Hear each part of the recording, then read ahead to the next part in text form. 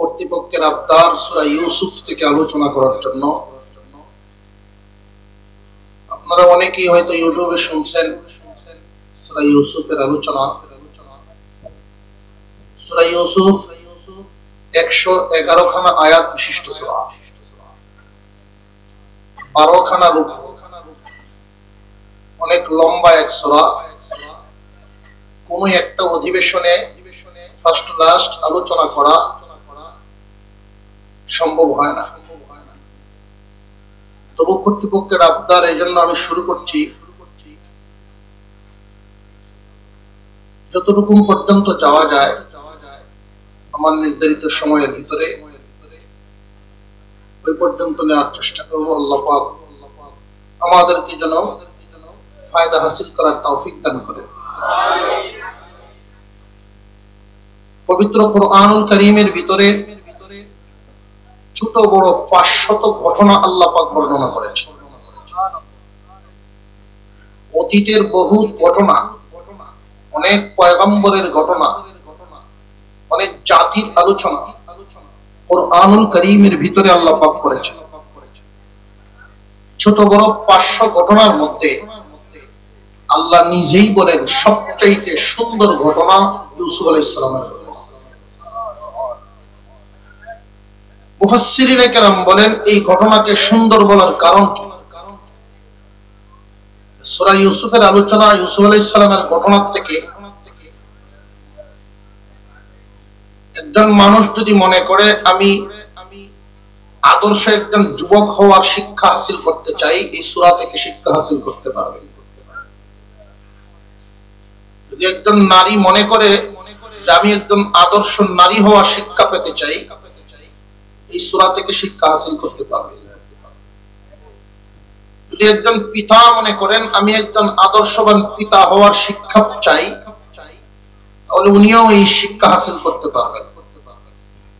একজন রাজনীতিবিদ নেতা যদি মনে করেন জনগণের সেবা সুন্দরভাবে যেন করা যায় এমন এক আদর্শবান নেতা হওয়া শিক্ষা করতে চাই, উনিও এই সূরা থেকে শিক্ষা হাসিল করতে পারবেন। এমন কোন দিক নাই যে এই দিকের আলোচনা আল্লাহ পাক এই সূরায় তুলে ধরেন। মহান মাওলাই কারীম এই জন্য এই ঘটনাকে নাহনু নাকাসসু আলাইকা আহসানাল কাসাস বলেছেন। আহসানাল কাসাস সমস্ত কিসসা, সমস্ত কাহিনীর মধ্যে, সমস্ত ঘটনার মধ্যে সর্বোত্তম ঘটনা আল্লাহ নিজে বলেছেন। দুনিয়ার জমিনে আমরা অনেক বই পুস্তক পড়ি, বই পুস্তকের লেখকের লিখনি আল্লাহর কোরআনের আল্লাহর ভাষা সমান হতে পারে না। নবী করিম সাল্লাল্লাহু আলাইহি ওয়াসাল্লামের হিজরতের কিছুদিন আগে একদল মানুষ নবীজিকে জিজ্ঞাসা করলো, আপনি যদি সত্য নবী হয়ে থাকেন, আপনি যদি সত্যি আল্লাহর রাসূল হয়ে থাকেন, তাহলে আমাদেরকে একটা ঘটনা শোনান। কি ঘটনা? কওমে বনি ইসরাইল তাদের আসল বাড়ি, আদি বাড়ি ছিল সিরিয়ার কেনান নগরে। এই সিরিয়ার কেনান নগরের মানুষগুলো মিশরের বাসিন্দা কেমনে হইল, মিশরে এদের বংশ বুনিয়াদের বিস্তার লাভ কেমনে করলো, এই ইতিহাস আপনি আমাদেরকে একটু শোনান। নবী করিম সাল্লাল্লাহু আলাইহি ওয়াসাল্লাম বলতেন, আমি আমার পক্ষ থেকে কিছুই বলি না, আল্লাহ আমাকে জানায়া দেন, তখন আমি বলি। আল্লাহর রাসূল সাল্লাল্লাহু আলাইহি ওয়াসাল্লাম আল্লাহর কাছে জানতে চাইলেন, আল্লাহ পাক জিবরাইলের মাধ্যমে জানায়া দেন। কখনো সেই সমাজের মধ্যেও সূরা ইউসুফের ইউসুফ আলাইহিস সালামের যে ঘটনা তাওরাত ইনজিলের মাধ্যমে তারাও জানতো, কিন্তু একে অপরের সাথে কোনো মিল ছিল না, অনেক মিল ছিল, পরিবর্তন ছিল। হুজুর সাল্লাল্লাহু আলাইহি ওয়াসাল্লামের কাছে জিবরাইল আমিনের মাধ্যমে আল্লাহ পাক ইউসুফ আলাইহিস সালামের ঘটনাটা নাজিল করে দিলেন। কেমনে ওনারা সিরিয়ার কেনান নগর থেকে মিশরে আসলেন। একজন মানুষ এক এলাকা থেকে আরেক এলাকায় যদি বসবাস শুরু করেন, অবশ্যই এর পিছনে কোনো না কোনো একটা কারণ থাকে। করিমগঞ্জ বাজারে যদি একজন আরেকজনের সাথে সাক্ষাতের পরে জিজ্ঞাসা করে, ভাই আপনার বাড়ি অমুক ইউনিয়নে, তো আপনি বসবাস করেন আরেক ইউনিয়নে, কারণ কি? অবশ্যই একটা কারণ উনি বলবে। হয়তোবা এমনও হতে পারে আমরা 4-5 ভাই আছি, বাড়িতে তো সবাই আছেন, তো আমার শ্বশুরের কোনো ছেলে নাই, এই কারণে আব্বার কাছ থেকে আমাকে চায়া নিয়ে গেছে আমার শ্বশুর, আমি ওই শ্বশুর বাড়িতে বসবাস শুরু করছি। অথবা কোনো মানুষ গ্রাম ছেড়ে শহরে এসে বাসা শুরু করলেন, বাসা বাড়ি নিয়ে থাকা শুরু করছেন। কেন? আমি গ্রামে যেই লোকের পাশে বাড়ি করছিলাম, আমার প্রতিবেশী, তার স্বভাব চলাফেরা খুব অত্যাচারীদের মতো, তার অত্যাচারে আমি টিকতে পারি না, এই জন্য বাড়িঘর ছেড়ে পিঠা ছেড়ে অন্য জায়গায় আসতে বাধ্য হয়েছি। এরকমও কারণ থাকে। ইউসুফ আলাইহিস সালামের কওম বনী ইসরাইল বংশধর, ওনারা সিরিয়ার কেনান নগর থেকে মিশরে কেন আসলেন, ওনাদের ইতিহাস কি, কাহিনীটা কি? আল্লাহ পাক রব্বুল আলামিন সূরা কুরআন নাযিল করে আপনার আমার নবীর মাধ্যমে জানায়া দিলেন। এখানে কিছুক্ষণ সামনে গিয়ে একটা আয়াত আছে, লাকাদ কানা ফি ইউসুফ ওয়া ইখওয়াতিহি আয়াতুল লিসাইলিন। যারা জিজ্ঞাসা করেছে তাদের জন্য ইউসুফ এবং তার ভাইদের ঘটনার মধ্যে, ইউসুফ এবং তার ভাইদের ঘটনার মধ্যে জিজ্ঞাসুদের জন্য শিক্ষা রহিয়াছে। জিজ্ঞাসা করেছে মক্কার মানুষ। এই মক্কার মানুষ নবীজির কাছের মানুষ, কেউ গোষ্ঠীর, কেউ আত্মীয়। কাছের মানুষ হওয়ার পরেও আপনার আমার নবীর উপরে একমাত্র কালিমার দাওয়াত দেওয়ার কারণে অনেক ধরনের নির্যাতন নিপীড়ন করা হচ্ছে। অবশেষে উনি মানসিক সিদ্ধান্ত নিয়েছেন হিজরত করে ফেলবেন। আল্লাহ পাক এই সূরা নাজিল করে ইউসুফ আলাইহিস সালামের ঘটনাটা নাজিল করে যারা জিজ্ঞাসা করেছেন স্থানীয় মক্কাবাসী, এদেরকেও ইঙ্গিত করলেন তোমাদেরও শিক্ষা নেওয়া উচিত, যেইভাবে ইউসুফ নবীর উপরে তার ভাইয়েরা অত্যাচার করেছিল, তোমরাও আমার নবী বিশ্ব নবী মুহাম্মাদের উপরেও সেইভাবে অত্যাচার করেছ। যেইভাবে ইউসুফের দিন পরিবর্তন করে আমি তার জমিনে প্রতিষ্ঠিত করেছিলাম, ওইভাবে মদিনায় নিয়ে মুহাম্মদকেও আমি প্রতিষ্ঠিত করব। যেইভাবে মুহাম্মদ আজকে অসহায় হয়ে গেছে, ওই দিন ইউসুফও অসহায় হয়েছিল। ইউসুফকে জমিনে আমি এমন ভাবে প্রতিষ্ঠা করেছিলাম, তার ভাইয়েরা তার কাছে সাহায্যের জন্য হাত বাড়াইতে তার সামনে ভিক্ষুকের বেশে দাঁড়াইতে বাধ্য হয়েছিল। আমিও মুহাম্মাদের দিন পরিবর্তন করে এমন এক দিন এনে দিব, সারা মক্কাবাসী তার সামনে দাঁড়াইতে বাধ্য হবে। আল্লাহ পাক এই ইঙ্গিত দিলেন এবং শুরু করলেন। আমি সূরার কোনো ভূমিকায় যাই নাই, যেই ঘটনার মাধ্যমে মিশরবাসীতে, সিরিয়ার মানুষগুলো মিশরে বসবাস শুরু করলেন, এই ঘটনাটা ছিল একটা স্বপ্নের ঘটনা। ইউসুফ আলাইহিস সালামরা 12 জন ভাই ছিলেন। এই 12 জন ভাইয়ের মধ্যে 10 জন ছিলেন এক পক্ষের, 2 জন ছিলেন আরেক পক্ষের। 2 জন যেই পক্ষের ছিলেন, একজন ইউসুফ আর একজন বিনয়ামিন। ইউসুফ আলাইহিস সালামের বয়স যখন আনুমানিক 4 বছর বয়স, তখনই ওনার আম্মা দুনিয়া থেকে বিদায় হয়ে যান। বিনয়ামিনের বয়স 6 মাস থেকে 1 বছরের ভিতরে। ইউসুফ আলাইহিস সালামের বয়সটা 4। মার সকল স্মৃতি ওনার মনে আছে, মার কাছে কথা বলাও শিখে ফেলছেন। এই বয়সে একটা বাচ্চা তার মার জন্য কান্নাকাটি একটু বেশি করে। ইয়াকুব আলাইহিস সালাম ইউসুফ আলাইহিস সালামকে মার আদরও দেওয়া শুরু করলেন, বাবার আদরও দেওয়া শুরু করলেন। এই দৃশ্যটা অন্যান্য ভাইদের কাছে খুব একটা ভালো লাগে। আরো কিছু কারণে ইউসুফ আলাইহিস সালামকে তার আব্বায় বেশি আদর করে। আপনারা হয়তো প্রশ্ন করতে পারেন, হুজুর উনি না নবী? ইয়াকুব আলাইহিস সালাম তিনিও তো একজন নবী। নবী হয়ে সন্তানদেরকে আদরের ক্ষেত্রে বেশ কম করেন কেন? ভাই, দুনিয়ার সম্পদের বন্টন এক, আর আদর ভালোবাসার বন্টন আরেক। সন্তানদের ক্ষেত্রে সন্তানদের মধ্যে পিতার পক্ষ থেকে সন্তানদের জন্য সম্পদের বন্টন আল্লাহ পক্ষ থেকে দিয়ে দিয়েছেন, কিন্তু ভালোবাসার বন্টন, মনের বন্টনটা এটা তো নিজের পক্ষ থেকেই দেওয়া হয়। সম্পদের বন্টন সমান দিলেও ভালোবাসার বন্টন কোন পিতামাতার দ্বারা সমান দেওয়া সম্ভব হবে না। কেন হবে না? কারণ হলো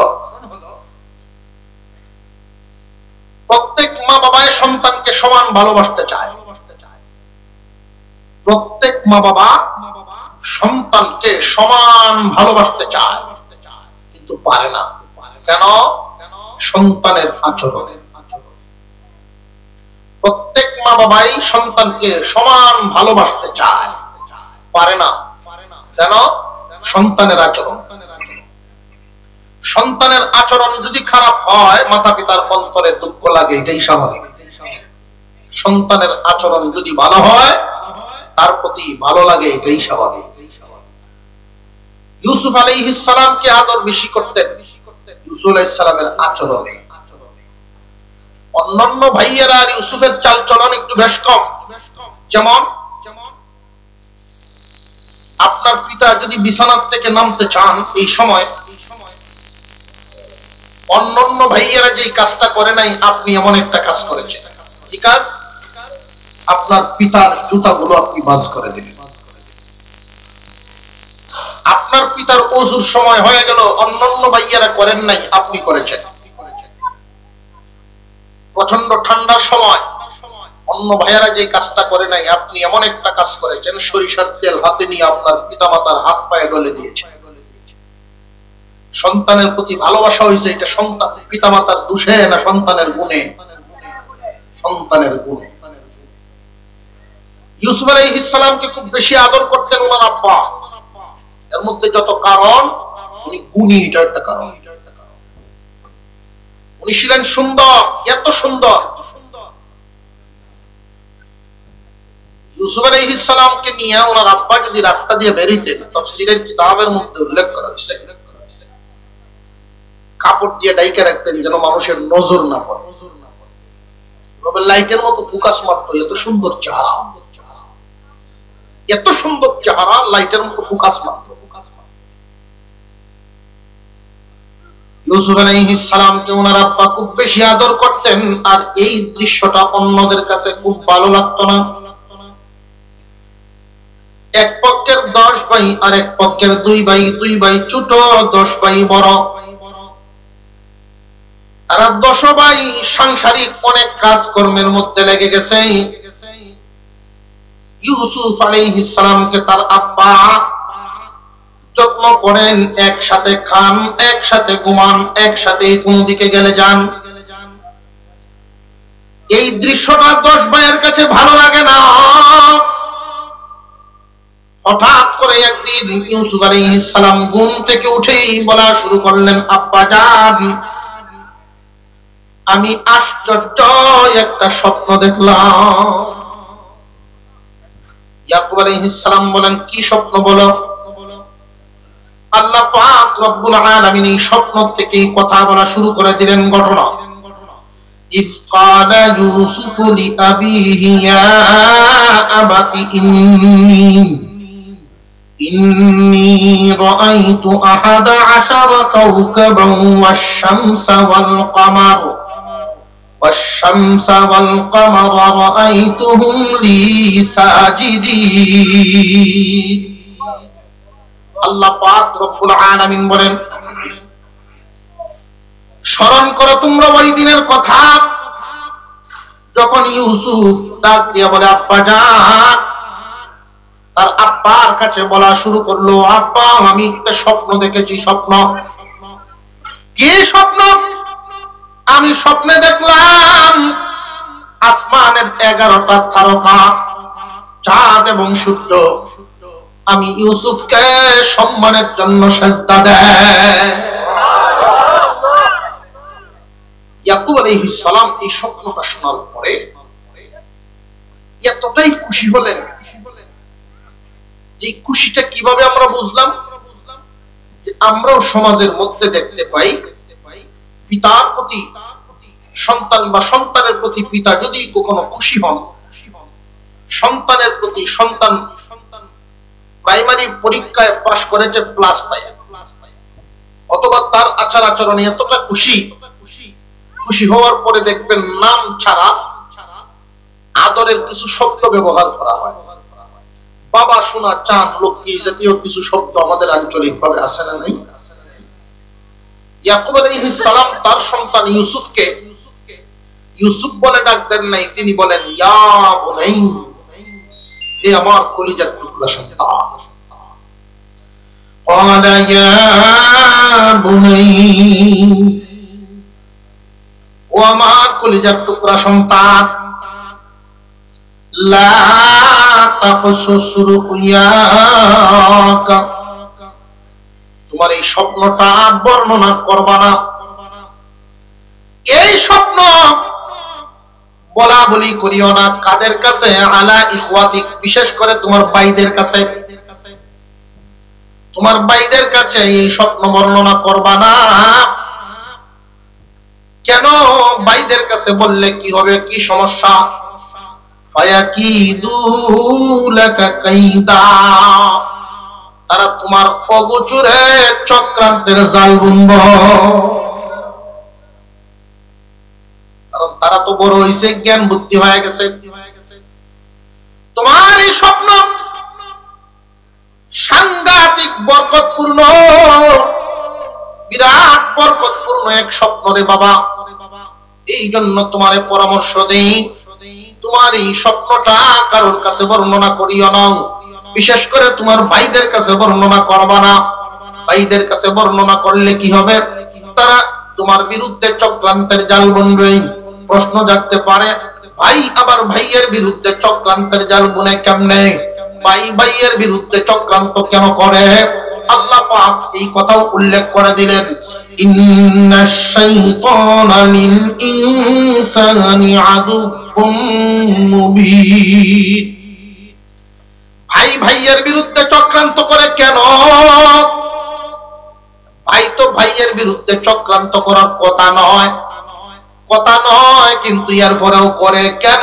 শয়তানের কারণে। আল্লাহ পাক রব্বুল আলামিন বলেন, নিশ্চয়ই শয়তান মানুষের প্রকাশ্য শত্রু। শয়তান এই পৃথিবীতে যখন সে আসে, আল্লাহর কাছ থেকে 3টা স্পেশাল পাওয়ার নিয়ে আসছে। স্পেশাল কি পাওয়ার? আল্লাহর কাছে বলল, আমি যে হাজার হাজার বছর তোমাকে সিজদা দিলাম, বিনিময়ে তুমি আমাকে কি দিবা? আল্লাহ বলেছিলেন, তুই যা চাস তাই। এই বদমাইশ বুখা বুঝতে পারে নাই, কপাল পুরা বুঝতে পারে নাই। যদি ওই সময় ক্ষমা চেয়ে বসতো, আল্লাহ পাক ক্ষমা করে দিতে। সে ক্ষমা চায় নাই, চাইছে 3টা পাওয়া। 1 নাম্বার, কিয়ামত পর্যন্ত আমার হায়াত চাই। আল্লাহ বলেন, মঞ্জুর, দিলাম। 2 নাম্বার, রিজিকের সমস্যা সমাধান চাই। আল্লাহ বলেন, তাও দিলাম। রিজিকের তালাশ যদি সে করে, শয়তানি ঘুমো করবে। জোরে কর। 3 নাম্বার, আদমের রোগে রোগে গিয়ে যেন আমি ধোঁকা দিতে পারি, এই ক্ষমতাও দেবে। আল্লাহ বলেন, তাও দিলাম। এবার শয়তানে বলে, আমি এই 3 পাওয়ার নিয়ে দুনিয়ায় যাব, দেখবো আদমের কোন সন্তান জান্নাতি হতে পারে। আদমের কোন সন্তানকে আমি জান্নাতি হতে দিব না। আল্লাহ বলেন, মানুষ, শয়তান তোমাদের প্রকাশ্য শত্রু। সে কি গোপন না প্রকাশ্য? প্রকাশ্য শত্রু। মহান মাওলাই করিম বুঝায় দিলেন, দুনিয়ার মানুষ, হে দুনিয়ার মানুষ, জানিয়া রাখবেন, শয়তান কোনদিন মানুষের উপকার চায় না, না দুনিয়াতে না আখিরাতে। এই পৃথিবীর জমিনে যদি একটা পরিবারে 5টা ভাই থাকে, এই 5 ভাই যদি একসাথে থাকে, শক্তি বাড়বে না বাড়বে না? 5টা ভাই যদি মিল মহব্বতে থাকে, এদের মধ্যে একটা শক্তি থাকবে। সামাজিক ভাবে এদের উন্নতি আছে না নাই? সামাজিক ভাবে এদেরকে মূল্যায়ন করতে বাধ্য হবে 5 ভাইয়ের মধ্যে মিল মহব্বত থাকার কারণে। কিন্তু শয়তান যদি শয়তানি করে এদের ভিতরে ফাটল তৈরি করে দিতে পারে, তাহলে সামাজিক ভাবে ওরা হেয় প্রতিপন্ন থাকবে, মিল নাই মহব্বত নাই, সমাজের কাছে এদের কোনো দাম থাকবে না। এই জন্য শয়তানে লক্ষ্য করে দেখবেন, দূরের মানুষের সাথে মানসিক গ্যাঞ্জাম যে পরিমাণ লাগায়, এর চাইতে কাছের মানুষের সাথে বেশি লাগায়। দূরের কোন মানুষের সাথে কারোর বিরোধিতা নাই, শত্রুতা নাই। শত্রুতা তো ভাইয়ে ভাইয়ে। এক ভাইয়ের উন্নতি আরেক ভাইয়ের ভালো লাগে না। চাচার উন্নতি বাতিজার কাছে ভালো লাগে না, বাতিজার উন্নতি চাচার কাছে ভালো লাগে না, আপনজনের উন্নতি আপনজনের ভাল লাগে না। কেন? শয়তানের কারণে। শয়তানের ধোঁকায় পড়ে গেছে। জেনে রাখবেন, কখনো দুনিয়ার সামান্য বিষয়াদি নিয়ে নিজেদের ভিতরে দ্বন্দ্ব লাগাবেন না, ফিতনা ফাসাদ হাঙ্গামা লাগাবেন না। নিজেদের ভিতরে দুনিয়ার সামান্য তুচ্ছ তাচ্ছিল্য বিষয় নিয়ে নিজেদের ভিতরে দূরত্ব তৈরি করবেন না, এটা দুনিয়ার জন্য বিরাট ক্ষতিকর।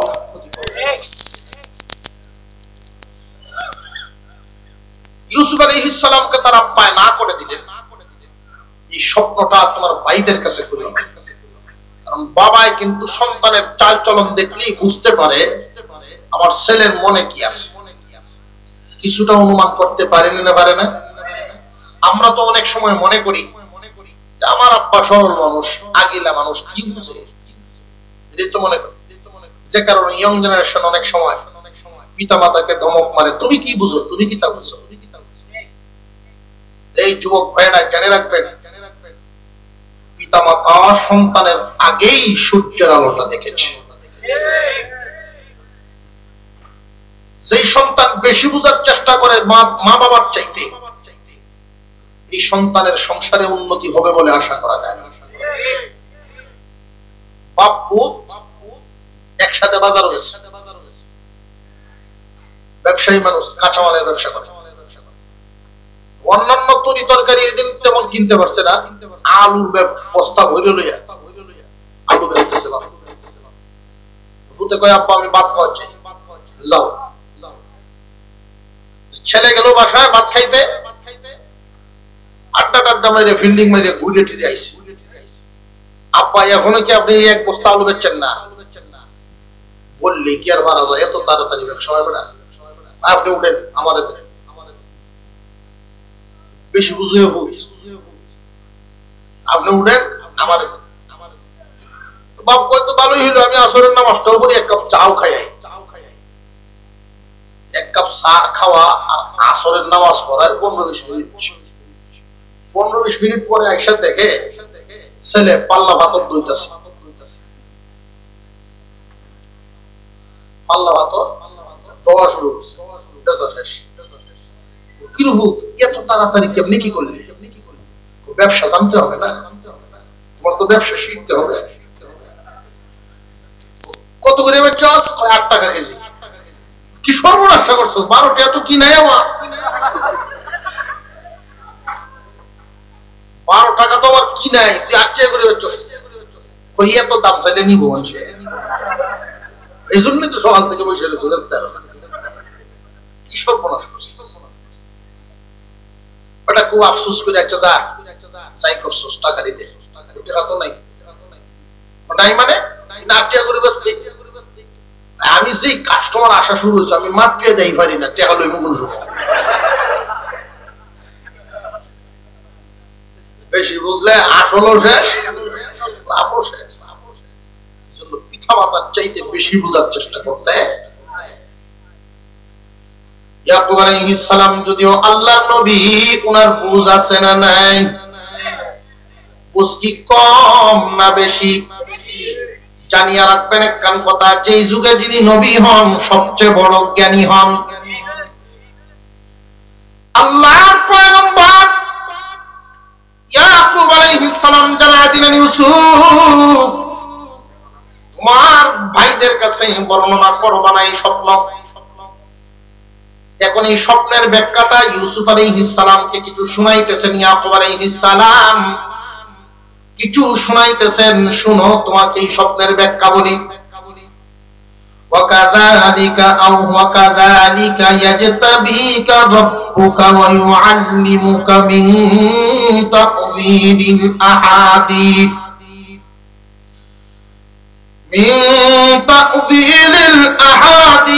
ويتم نعمته عليك وعلى آل يعقوب كما أتمها على أبويك من قبل إبراهيم وإسحاق إن ربك عليم حكيم এ ইউসুফ তোমার এই স্বপ্নের ব্যাখ্যা হলো এই আমার পূর্বপুরুষদের মধ্যে ইব্রাহিম আলাইহিস সালাম কালিমার ঝান্ডা উড্ডীন করেছেন কালিমার দাওয়াত দিয়ে গিয়েছেন ওনার সন্তানদের মধ্যে দুইজন একজন ইসহাক আলাইহিস সালাম আর একজন ইসমাঈল আলাইহিস সালাম আর একজন ইসহাক আলাইহিস সালাম ইসহাক আলাইহিস সালামের সন্তানদের মধ্যে দায়িত্ব পাই নাই আল্লাহর পক্ষ থেকে আমি ইয়াকুবকে দেওয়া হয়েছে আমারও যে 12 সন্তান ছেলে এই 12 জনের মধ্যে আল্লাহ পাক তোমাকেই আমার পরে নির্বাচন করবে আল্লাহ পাক তোমাকে অনেক জ্ঞান দান করবেন নিয়ামত দিয়ে পরিপূর্ণ করবেন এবং তোমার উসিলায় আমার পুরা পরিবার পরিজনকেও নিয়ামত প্রাপ্ত করবেন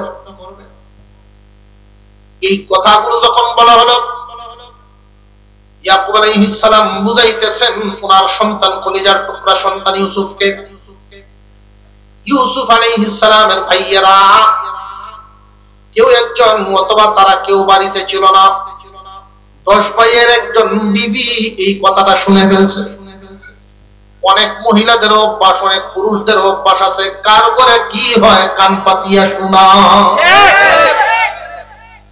বড় মারাত্মক দোষ মহান আল্লাহ বড় রাগ হন এই দোষের কারণে একজন মানুষ একটা কাজ বা একটা কথা গোপনে বলতে গেলেও যদি তুমি কান পাইতে শোনো তাহলে সে আর যাইবো কই তোমার লুকাই আগে গোপনে ঢুকছে এর পরেও কান পাইতারা হজাইবো কই মহান মাওলাই করিম কুবরাগান্বিত হন এই জাতীয় মানুষগুলো সমাজে ইজ্জতওয়ালা হতে পারে না লক্ষ্য করে দেখবেন এক জাতের মানুষ আছে কে কার বাড়ি গেল কার বাসাত কে ঢুকলো কে কোন সময় বাইরে হলো এই ফাহারাদারির মধ্যে আছে এই সমস্ত মানুষ সমাজে সম্মানী হতে পারে না ইয়াকুব আলাইহিস সালাম যখন বলছিলেন এই কথাগুলো এক ভাইয়ের বউ শুনে ফেলেছে 10 ভাই যখন বাড়িতে আসতেন রাতে তো কিছু কিছু সন্তানাদি আছে বাহির থেকে এসে সর্বপ্রথম তার মাতা পিতার রুমে ঢুকবে মা বাবার খানা ফিরার খবর নিবে তাদের স্বাস্থ্যের খবর নিবে এরপরে সে নিজের রুমে গিয়া ওয়াশরুমে ঢুকবে পরিষ্কার পরিচ্ছন্ন হবে খাওয়া দাওয়া করবে ঘুমাবে প্রথমে এই মা বাবার খোঁজ খবর আর এমন ছেলে টেলেও আছে দেখবেন বাড়ির ভিতরে বাসার ভিতরে ঢুকেই মা বাবার সাথে একই বিল্ডিং এ বসবাস করে অথচ এক সপ্তাহ যাবত মা বাবার সাথে দেখা হয় না কথা হয় না কেন উনি সকালে যে সময় বাহির হয়ে যায় মা বাবা উঠে না ঘুম থেকে, আর রাত্রে যে সময় আসেন উনি, মাতা পিতা যদিও সজাগ থাকে, খানা পিনা খায় ওনার রুমে থাকে, মা বাবার রুমও সে ইচ্ছা করে যায়ও না, মা বাবার সাথে কথা হয় না। অথচ এটা সাংঘাতিক অবহেলা, এটা ঠিক নয়। সন্তান যখন সংসারী হবে তার দায়িত্ব হলো মা বাবার সাথে একান্তে কিছু আলোচনা করা, একান্তে গোপনে। কি গোপন? আমি যে সারাদিন বাড়িতে থাকি না, তোমার পুত্রবধূ তোমার সাথে কিরকম আচরণ করে। অনেক পুত্রবধূরা এমন হয় তার আচার আচরণে শ্বশুর শাশুড়ি মানসিক কষ্টে নীরবে নীরবে নীরবে নীরবে আঘাত খাইতে খাইতে এই আঘাতেই কবরে যায়, কওয়ার কোনো জায়গা নেই। সাংঘাতিক অন্যায়। আমার বড় আফসোস লাগে এই পৃথিবীতে মাতা পিতার কাছে সন্তানের চাইতে প্রিয়জন কেউ নেই। বড় নিষ্ঠুর সন্তান, এই নিষ্ঠুর সন্তানের কাছ থেকেই মাতা পিতা সবচেয়ে বেশি আঘাত পায়, বিদায় হয়।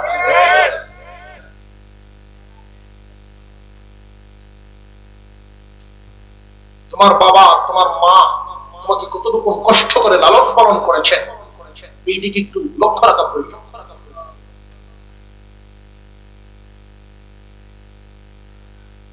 গোপনে গোপনে মাতা পিতার সাথে আলোচনা করা, তাদের মনের কথাটা বাইর করার জন্য। মা বাবাই ঘটনা ঘটলেও এটা সন্তানের কানে পৌঁছায় না, কারণ সংসারে আগুন জ্বলবে। গোপনে রাখে। এই জন্য একান্তে জিজ্ঞাসা করবেন, মনের কষ্ট বলবে। আপনি যদি সমাধান না করেন কে করে দিবে? মানুষ বুড়াবুড়ি হয়ে গেলে এরা সন্তান শিশুর চাইতে অসহায় হয়ে যায়।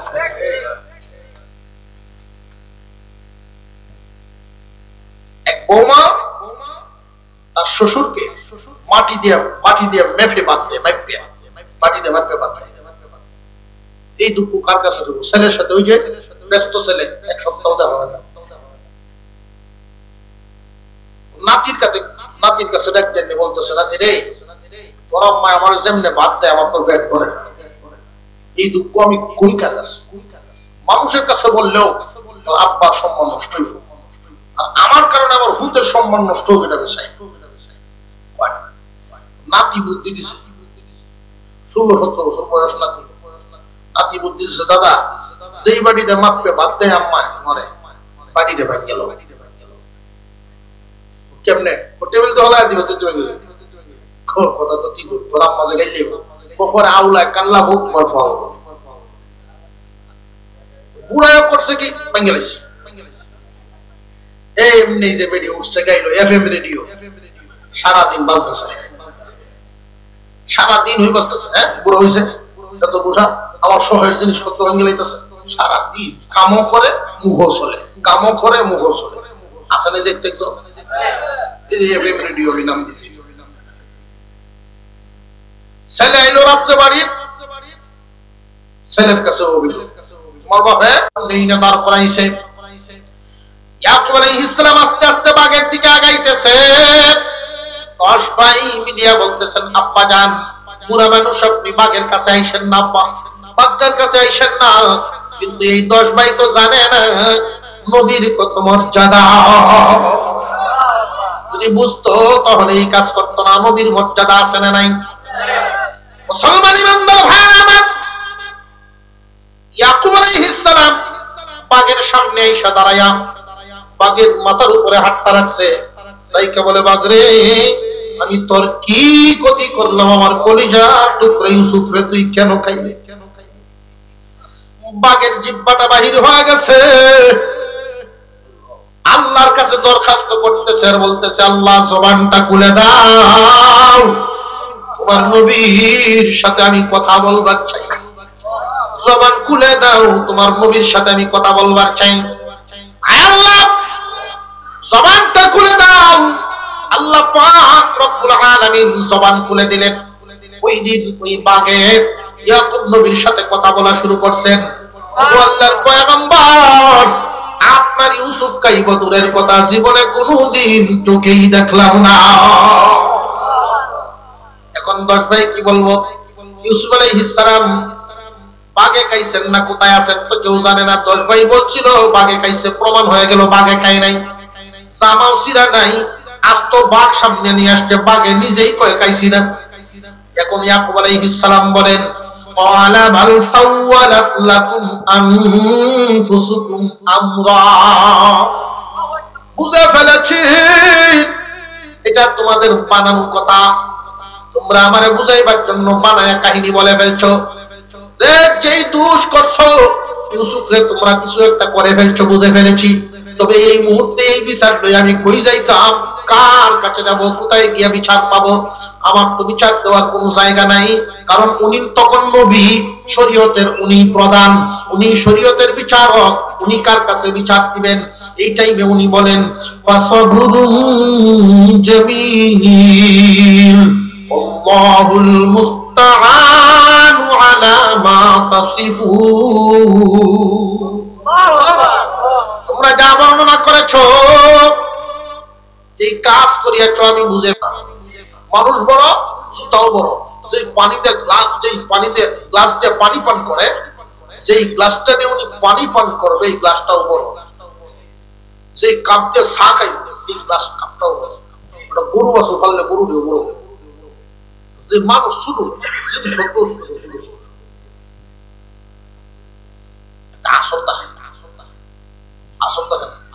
যে এলাকা বেকওয়ার্ড ওইখানে মানুষের আচার আচরণ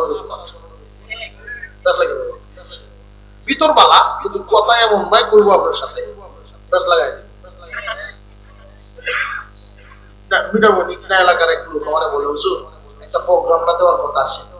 কার সাথে কথা আছে? দালালের সাথে আলাপ করছি। আমি শুনতে পেয়ে আরে তার ভিতর ভালো কথা কইতে পারতেছে না, কোন শব্দটাতে আমার বুঝাই আছে। মালিক ইবনে দার বালতি ফেলাইছেন, আল্লাহ পাক ওই বালতিতে ইউসুফ আলাইহিস সালামকে উঠায় দিয়েছেন। সুবহানাল্লাহ। এইখান থেকে উনি মিশর যাবেন, মিশরে গিয়ে বিক্রি হবেন, ওইখান থেকে আবার আজিজে মিশরের বাড়িতে যাবেন, সুলাইকার ফন্দির মধ্যে হইলে জেলে যাবেন, জেলখানার থেকে বাহির হবেন, বাদশার স্বপ্নের ব্যাখ্যা দিবেন, এই দেশের অর্থমন্ত্রীর দায়িত্ব পাবেন। তারপরে অনেক বছর পরে খাদ্যের যখন অভাব পড়বে, সারা অত্র অঞ্চলের দেশগুলো যারা আছে, পার্শ্ববর্তী দেশগুলোর থেকে মানুষ খাদ্য নিতে আসবে, এই সুবাদে তার ভাইয়েরাও আসবে, ওই ভাইদের কাছে উনি কিছু দিবেন, দেখা হবে। ঘটনাক্রমে ওনার ভাইদের সাথে দেখা সাক্ষাতের পরে তার আব্বাকে সহ নিয়ে যাবেন। তার আব্বা বর্তমানে ইউসুফের জন্য কাঁদতে কাঁদতে পেরেশান, কয়েক বছর পর্যন্ত কাঁদতে কাঁদতে অবশেষে চক্ষু সাদা হয়ে যায়, ইয়াকুব নবীর চক্ষু নষ্ট হয়ে যায়। শেষ পর্যন্ত ইউসুফ আলাইহিস সালাম একটা জামা দিয়ে দেন তার ভাইদের কাছে, জামাটা লইয়া যাও, আব্বার বহুদিনের হারানো চক্ষুর আলো ফিরে পাবে। এই জামা নিয়ে যখন ইয়াকুব নবীর চেহারার মধ্যে মাখানো হয়, আল্লাহ তাআলা ওনার দৃষ্টিশক্তি ভালো করে। ইউসুফ আলাইহিস সালাম তখনই সপরিবারে ওই মিশরের কেনান থেকে, তাদেরকে ওই সিরিয়ার কেনান থেকে সবাইকে নিয়ে আসছিলেন মিশরে। সরকারি বিশাল একটা এলাকা, ওই এলাকাটাকে ওনাদের জন্য কাগজ করে দিয়েছিলেন, বন্দোবস্ত করে দিয়েছেন, যাতে মিশরবাসী মিশরে ওরা থাকতে পারে। ওই যে বনি ইসরাইল গোত্র, যদিও কেনান নগরীতে তাদের আসল বাড়ি, সিরিয়াতে তাদের আসল বাড়ি, কিন্তু আল্লাহ পাক ইউসুফ আলাইহিস সালামের মাধ্যমে এদেরকে আল্লাহ তাআলা এই মিশরে আইনে বসবাস করা শুরু করাইছিলেন ইউসুফ আলাইহিস সালামের উসিলায়। অনেক লম্বা ঘটনা। আল্লাহ পাক আমাদেরকে শিক্ষা হাসিল করার তৌফিক দান করুন, বলুন আমিন। আমার পরে আরো আলোচক আছেন, অত্যন্ত গুরুত্বপূর্ণ আলোচনা করবেন। ব্রাহ্মণবাড়িয়ার কৃতি সন্তান হযরত মাওলানা মুফতি আক্তার মুখতার আহমেদ আমিনী বিবারিয়ার। এরপরে আরো মেহমানগণ আছেন, অত্যন্ত সুন্দর আলোচনা।